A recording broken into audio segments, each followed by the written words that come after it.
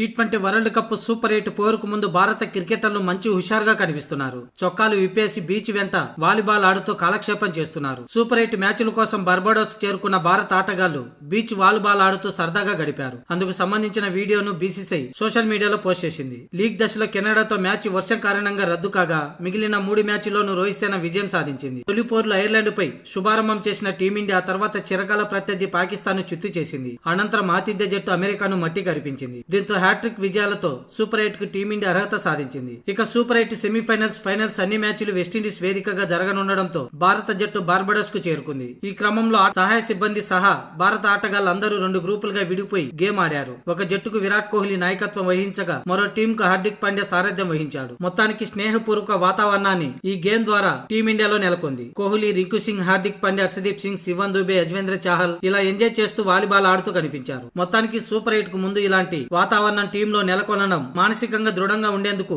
ఇలా చేయడం టీమిండియాకే చాలా మేలుగా పరిగణించవచ్చు. మొత్తానికి ఈ నెల 20వ తేదీన తొలి మ్యాచ్ ఆఫ్ఘనిస్తాన్ తో జరగనుంది. ఆ తర్వాత 22న బంగ్లాదేశ్, 24న ఆస్ట్రేలియాతో సూపర్ 8 లో తలపడనుంది.